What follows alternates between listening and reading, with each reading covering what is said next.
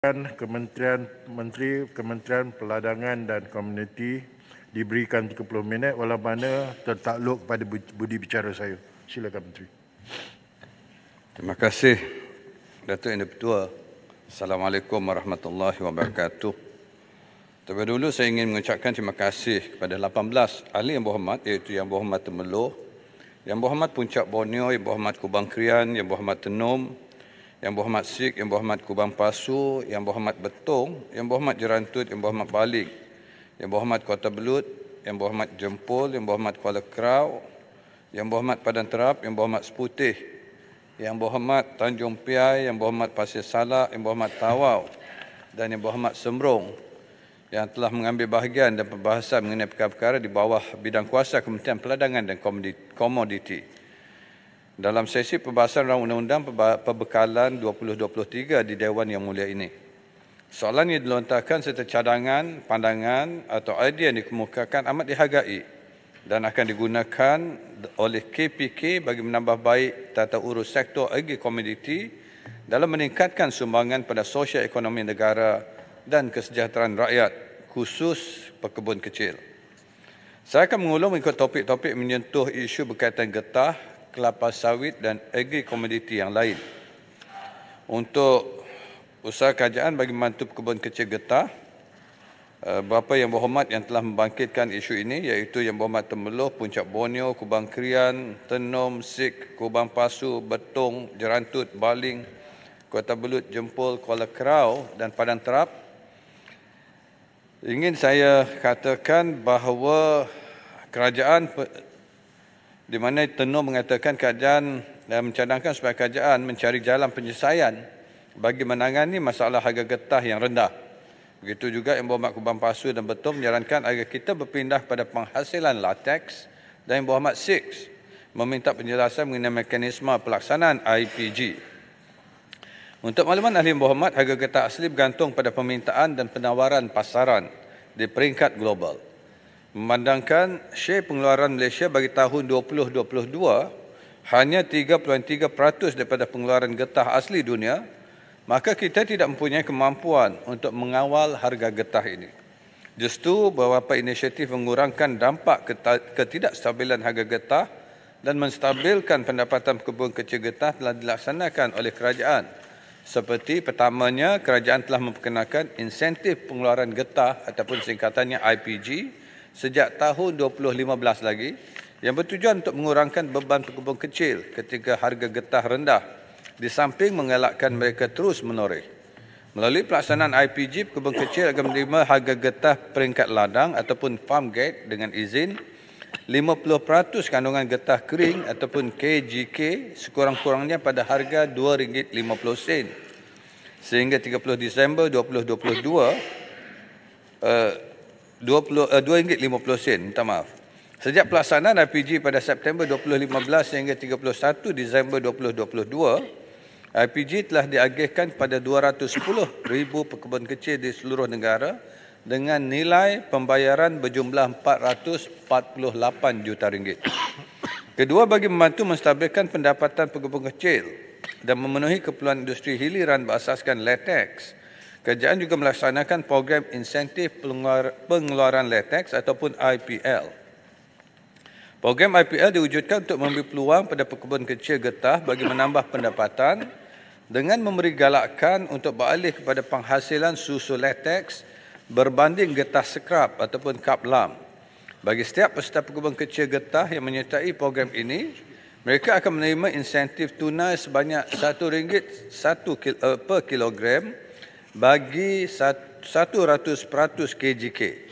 Para peserta juga menerima bantuan di dalam bentuk input pertanian seperti baja dan racun yang bernilai RM850 bagi setiap hektar secara one-off. Yang ketiga, selain daripada IPG dan IPL, kerajaan melalui kementerian telah melaksanakan projek transformasi perusahaan getah negara ataupun target. Singkatannya lah target. Target ini dilaksanakan melalui konsep koperasi pekebun kecil dan pengusaha ladang getah tempatan bertujuan untuk meningkatkan pendapatan secara kluster pekebun kecil getah melalui penjualan getah krip. Projek ini dijangka dapat menambah nilai getah dan memberi pulangan dan pendapatan yang lebih kepada kepada pekebun kecil. Kementerian melalui langkah-langkah yang telah dilaksanakan diharap akan memberi impak positif terhadap permintaan getah asli, seterusnya meningkatkan harga getah yang sudah tentu akan memberikan pulangan yang lebih baik kepada pekebun kecil. Yang berhormat Temeloh, Kubang Krian, Jerantut, Baling, Kota Belud, Jempol, Kuala Kerau, Padang Terap membangkitkan isu mengenai kenaikan paras harga pengaktifan ataupun PHP IPG daripada RM2.50 kepada RM2.70 sekilogram yang dianggap terlalu kecil, manakala Yang Berhormat Sik mencadangkan agar IPG dinaikkan kepada RM3.50 dan mengenai mekanisme pelaksanaan IPG. Seperti mana ahli-ahli Dewan yang mulia ini sedia maklum, semasa pembentangan Belanjawan 2023 pada 24 Februari yang lalu, Yang Amat Berhormat Perdana Menteri telah mengumumkan bahawa bagi sektor getah, kerajaan telah bersetuju untuk menaikkan PHP IPG daripada RM2.50 kepada RM2.70 sekilogram dengan jumlah peruntukan RM350 juta. Kenaikan PHP IPG pastinya akan memberi impak kewangan yang besar pada kerajaan. Sebagai contoh, paras harga pengaktifan IPG daripada RM2.50 kepada RM3.50 sekilogram sahaja memerlukan peruntukan lebih RM900 juta. Bagi pertanyaan YB Sik berhubung mekanisme pelaksanaan IPG, untuk makluman, Yang Berhormat, Lembaga Getah Malaysia telah memperkenalkan aplikasi RIM Niaga yang merupakan satu aplikasi telefon pintar yang digunakan oleh pelesen untuk merekodkan urus niaga getah. RIM Niaga dapat mempercepatkan proses permohonan IPG daripada LGM. Kelebihan sistem RIM Niaga adalah ia berhubung terus dengan sistem IPG apabila urus niaga getah antara pekebun kecil dengan pembeli berlaku. Pekebun kecil akan mendapat manfaat IPG di mana mereka tidak perlu melalui proses tuntutan manual kerana sistem RIM Niaga akan merekod transaksi pembelian dan menjanakan terus resit pembelian secara elektronik. Bayaran IPG akan dimasukkan terus ke dalam akaun bank pemohon yang layak. Kementerian telah mewajibkan supaya semua pemegang lesen LGM iaitu penegia getah dan juga kelompok menggunakan aplikasi ini untuk semua transaksi jual beli bermula 1 Januari 2021. Mengenai sasaran YB Sik, agar YB Sik ada? Jadi kalau tak ada kena bagi jawapan bertulis tu. Petua tadi Datuk Speaker. Yang Berhormat Menteri, boleh celah sikit. Okey, untuk YB Sik, kira saya bagi jawapan bertulis yang remaining paragraf dia. Sila. Terima kasih Tuan Yang Ketua. Yang Berhormat Menteri, saya amat tertarik dengan banyak insentif yang diberikan kepada pekebun kecil dan penoreh-penoreh getah. Saya nak menyentuh sedikit Yang Berhormat Menteri berhubung dengan program meningkatkan pendapatan pekebun kecil dan penoreh. Salah satu yang disebut oleh Yang Berhormat Menteri saya amat bersetuju, iaitu menukarkan grade getah daripada grade Kap Lam, umpamanya SMR 20 kepada letek pekat. Mengikut perkiraan saya, dia akan meningkatkan pendapatan mereka sebanyak RM1.20 per kilogram, termasuk premium yang akan diberikan oleh kerajaan. Kita seperti mana kita sedia maklum, kita net importer letek pekat, Yang Berhormat Menteri. Kita perlukan 400,000 tan setahun, tapi kita hanya mengeluarkan 40,000 tan saja, 10%. Jadi eloklah cadangan Lembaga Getah Malaysia dan kerajaan untuk meningkatkan ke tahap 200,000 tan. Dengan itu, maka lebih ramai pekebun kecil dan penoreh getah akan mendapat peningkatan pendapatan mereka. Keduanya Kap Lam Modified Road, Yang Berhormat Menteri, yang kita buat jalan gunakan Kap Lam, dipecahkan kecil-kecil, umpama jalan daripada Bulatan Bank Rakyat ke Parlimen ini. Dia juga dapat membantu harga, meningkatkan harga pekebun kecil. Kerajaan melalui Belanjawan 2023, Yang Berhormat Menteri Kewangan menetapkan 50 juta untuk bajet ini, dan saya percaya ini dapat kita kembangkan dengan lebih besar lagi di tempat-tempat lain di seluruh negara. Jadi saya dalam perkara itu nak bertanya kepada Yang Berhormat Menteri, adakah ada program projek ini dapat diperbesarkan untuk jalan-jalan di seluruh negara.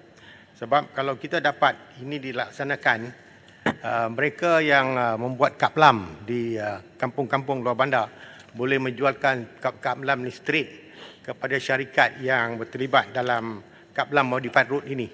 Dan ini dapat meningkatkan harga getah dan dia tak perlu melalui harga getah mengikut pasaran global. Dia akan terus kepada pengguna.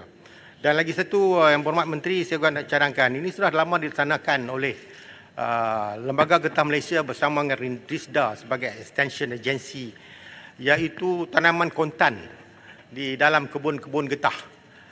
Umpamanya masa getah tu masih kecil, masih muda lagi, 2-3 tahun, kita boleh tanam jagung, boleh tanam cili dan pelbagai lagi sayuran dan sebagainya untuk mereka meningkatkan pendapatan mereka. Jadi itu cadangan saya, Yang Berhormat Menteri, dan saya minta respon pada Yang Berhormat Menteri. Terima kasih banyak, Tuan Yang-Pertua. Yang Berhormat Menteri, saya cerah sikit. Boleh ya? Terima kasih Tuan Yang-Pertua, terima kasih Yang Berhormat Menteri. Memang benar, terima kasih kepada kerajaan meningkatkan harga lantai daripada RM2.50 ke RM2.70. Tapi itulah saya katakan naik 20 sen itu masih tak mencukupi untuk membantu pekebun kecil dari segi pendapatan. Dan kita tahu bahawa pekebun kecil di negara kita lebih daripada 400 lebih pekebun kecil, cukup jumlah besarnya. Saya setuju dengan Menteri mengatakan bahawa harga itu ditentukan oleh permintaan daripada global. Tetapi kerajaan juga mengambil pelbagai langkah untuk menstabilkan harga di domestik. Jadi pelbagai program telah dilakukan. Contoh tadi Yang Berhormat mengatakan menurut jalan CMB. CMB itu kalau tak siap saya, dulu kerajaan peruntukkan 1 juta untuk berjalan. Sebab dia tahan nasak. Dia dapat penyeragahan lebih kurang 40% kurangnya kos daripada jalan yang kita buat putih yang konvensional ini. Dan dia telah dilakukan. Dan saya setahu saya lah, memang kita nak lanjutkan supaya penggunaan tu.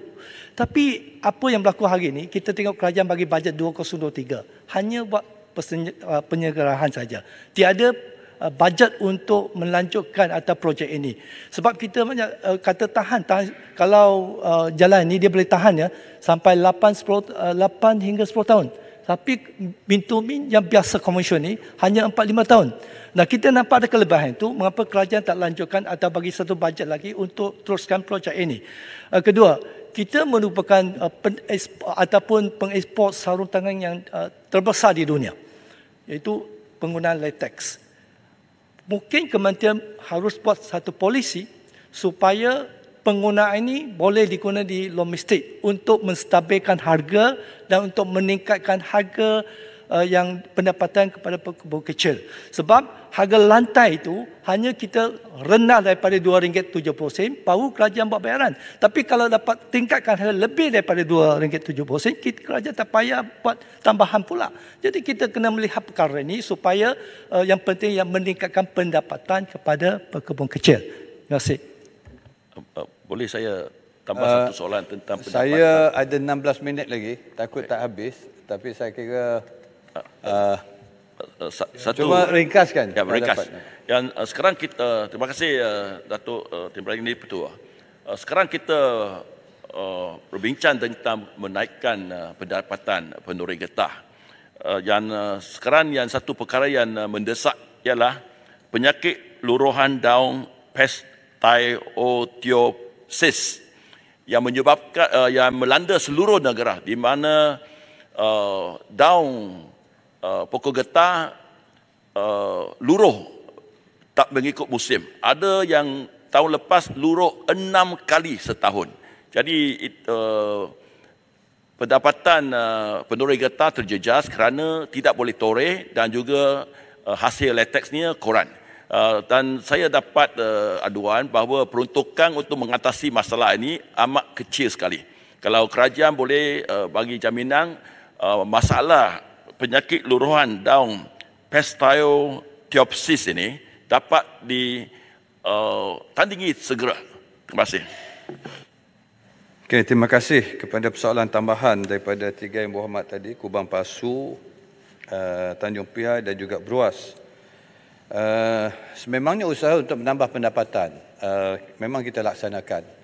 Dan sebagai tambahan apa yang disuarakan tadi, ialah selain daripada kap lam asfalt yang kita akan buat, peruntukan 50 juta untuk penyelenggaraan, dan kita juga sudah menandatangani perjanjian antara LJM dengan JKR untuk projek-projek baru menjawab Tanjung Piai, iaitu akan diteruskan juga menggunakan kaedah. Tapi yang 50 juta ini khusus untuk penyelenggaraan. Projek-projek baru menggunakan kap lam juga akan dilaksanakan bersama LJM dengan JKR.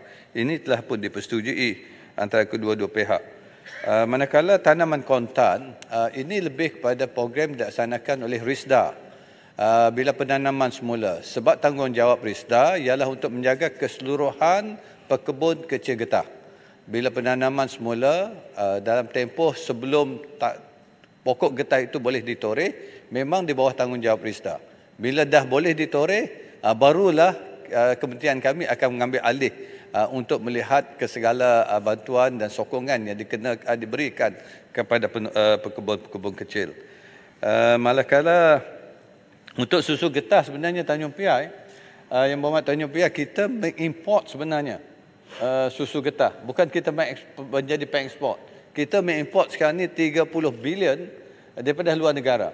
Sebab itu sekarang ni kita nak fokuskan supaya penoreh getah ini memfokuskan untuk mengeluarkan susu getah.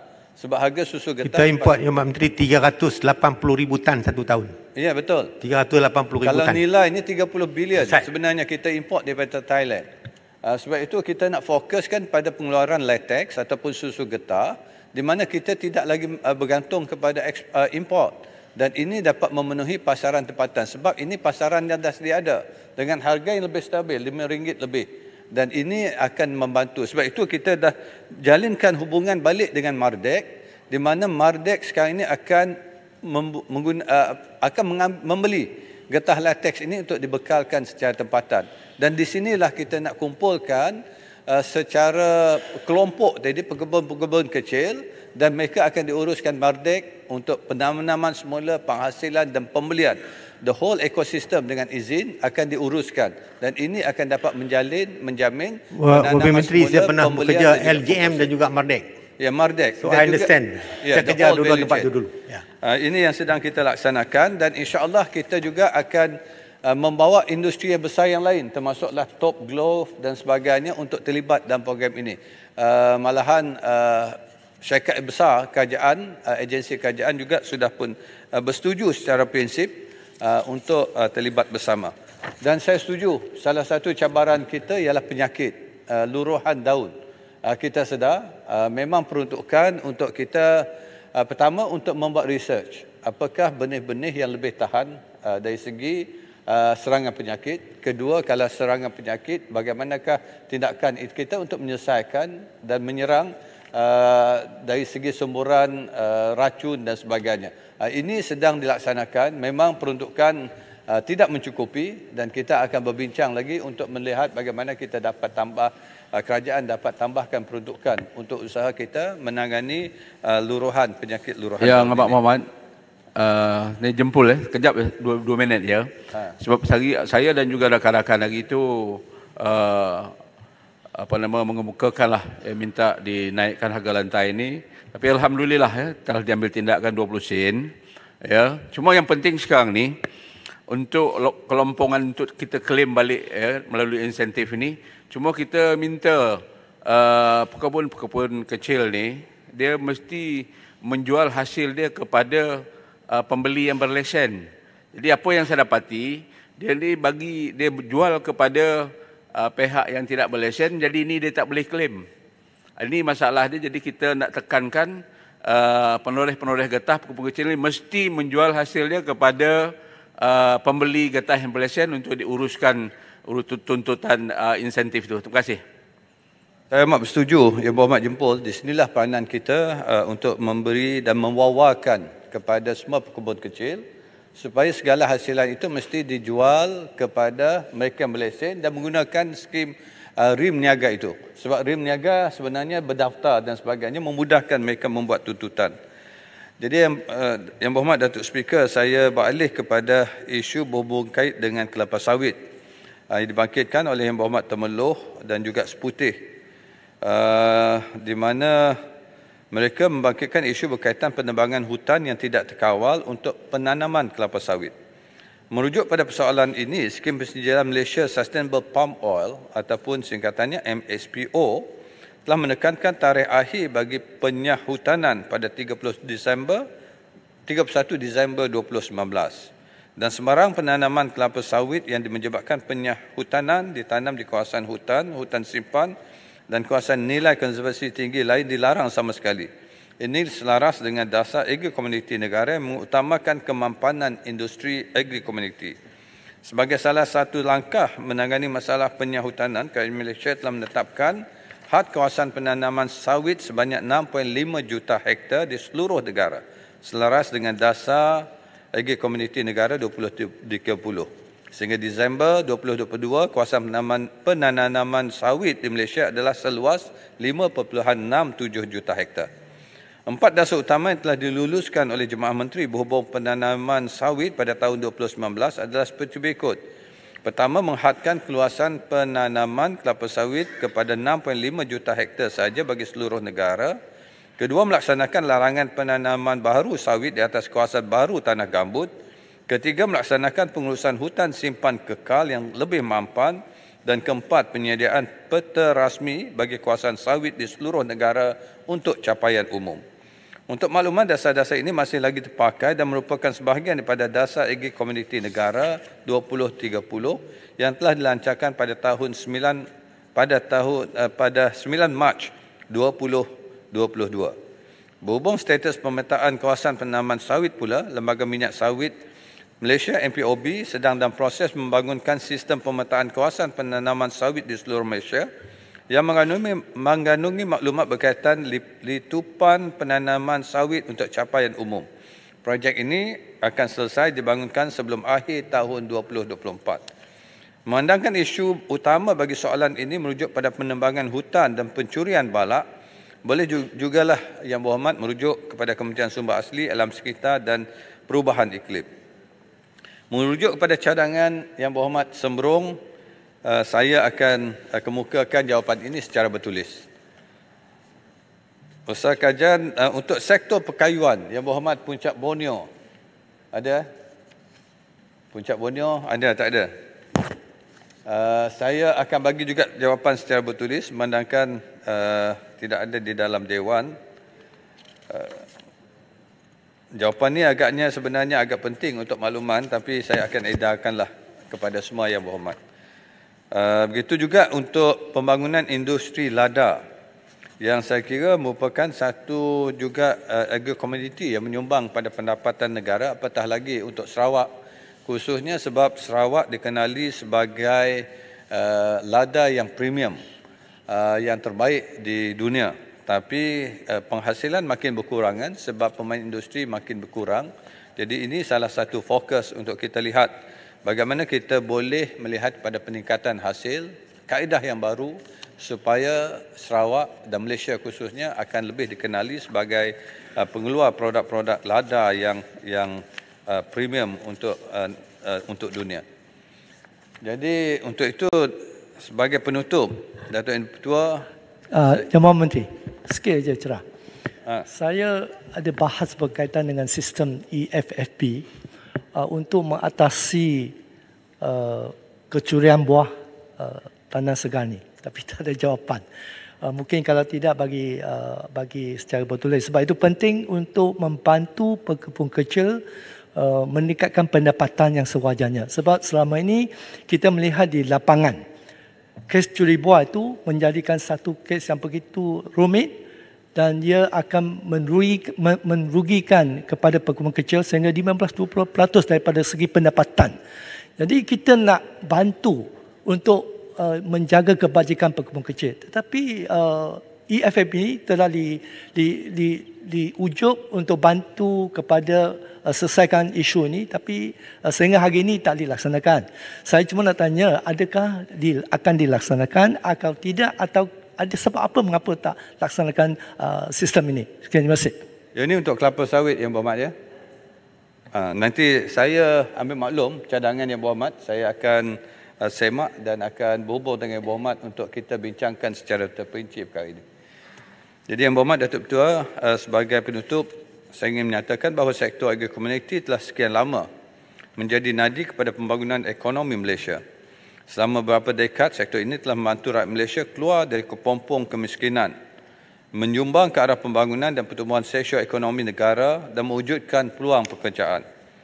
Di sebalik pelbagai cabaran yang kita hadapi dalam sektor agri-komuniti, kerajaan sentiasa komited memastikan sektor ini akan terus menyumbang kepada pembangunan sosio-ekonomi negara dan kesejahteraan rakyat. Di bawah tempoh rancangan Malaysia ke-12 bermula tahun 2021 sehingga 2023, kerajaan telah menyediakan secara purata 670 juta peruntukan kewangan setiap tahun dengan sebanyak 60% diperuntukkan untuk tujuan mengurus dan sebanyak 40% untuk tujuan pembangunan. Peruntukan tersebut digunakan untuk melaksanakan pelbagai inisiatif dan program sebagaimana yang telah saya sampaikan seperti tadi bagi memastikan sektor ini kekal berdaya saing dan menghadapi situasi ekonomi tidak menentu. Hasilnya dalam tempoh 2021 hingga 2022, sektor agri-komuniti mengekalkan sumbangan tahunan secara purata 15% daripada keseluruhan ekspor negara.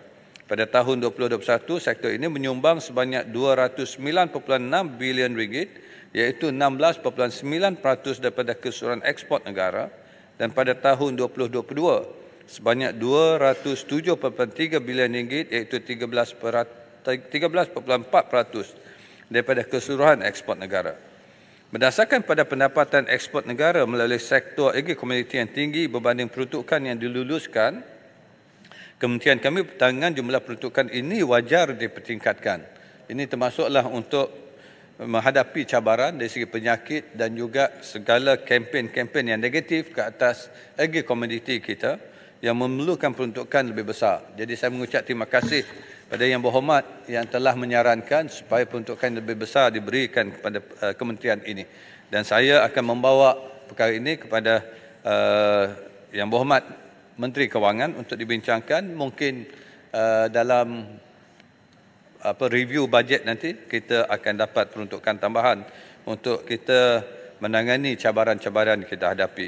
Jadi melangkah ke hadapan, kementerian akan memberi tumpuan kepada perkara berikut. Pertama, untuk usaha menstruktur semula program pembangunan perkebun kecil melalui penglibatan secara aktif pemain-pemain besar industri sektor agri-komuniti, khususnya dalam aktiviti pengeluaran dan pemasaran produk. Kedua, meningkatkan keberkesanan kerjasama antara agensi dan meningkatkan pengeluaran dan pendapatan pekebun kecil dan bekalan yang mencukupi untuk sektor perkayuan melalui program Tanam Semula Getah. Dan yang ketiga, mempromosikan aplikasi IR 4.0 dan meningkatkan keberkesanan dan daya saing sektor agri-komuniti. Ya, sila Tuan. Okey, dua perkara saja. Yang pertama, jawapan terhadap soalan daripada YB Gross tadi tentang penyakit itu. Penyakit ini yang kena dengan getah sekarang ini sangat-sangat serius. Jadi bila minta peruntukan tadi, saya pun sangat menyokong kalau ditambah diberi peruntukan untuk menyelesaikan masalah ini sebab dia betul-betul mengena pekebun-pekebun kecil. Itu satu. Yang kedua, Yang Berhormat, dulu kita nombor 1 getah di dunia ini. Sekarang kita nombor 7. Dulu nombor 6, sekarang nombor 7. Tiap-tiap tahun kita turun. Semakin menurun keluasan tanaman getah. Ya. Dan yang sekarang yang memperjuangkan dia ialah MTIB. Bukan LGM tapi MTIB melalui pinjaman yang Berhormat bagi itu. Saya ingin tahu, apakah sebenarnya dasar kerajaan dalam soal getah ini? Apakah kita memperluaskan ataupun kita akan terus bagi kepada kelapa sawit tanah-tanah untuk getah ini? Terima kasih. Yang Berhormat Menteri. Ya, saya dah dekat nak habis masa. Sikit ya. Sikit. Ringkas kan ya? Ringkas.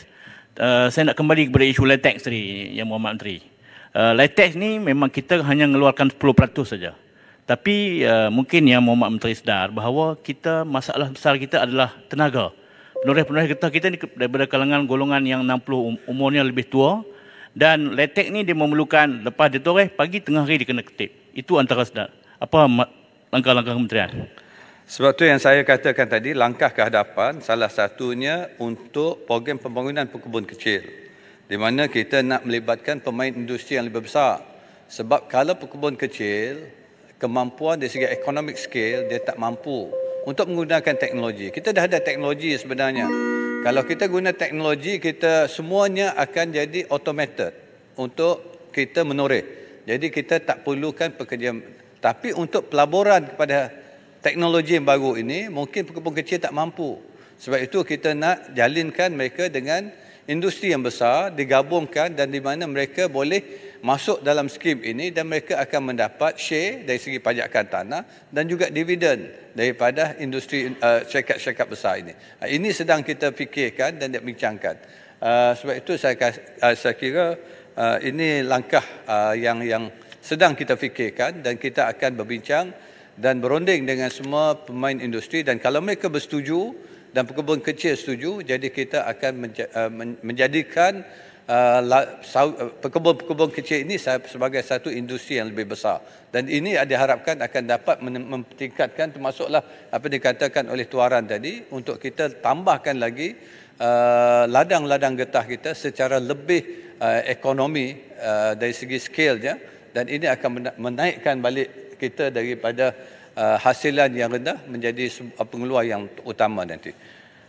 Selain itu, saya kira kementerian juga akan melihat potensi sektor-sektor baru yang boleh diketengahkan bagi menjana sumber pendapatan baru dan pendapatan untuk negara. Pertumbuhan baru dan pendapatan untuk negara. Antaranya ialah merangkumi fiber yang dijangka boleh menarik pelaburan berjumlah 10 bilion menjelang 2025. Kementerian juga akan meneroka peluang untuk sektor komoditi terlibat dalam aktiviti perdagangan karbon sebagai usaha untuk mewujudkan peluang pertumbuhan baru termasuk kenaf yang boleh dijadikan sebagai sumber bahan binaan. Dalam ini, kementerian akan bekerjasama dengan pelbagai agensi untuk membangunkan mekanisme yang bersesuaian bagi merealisasikan potensi komoditi tersebut.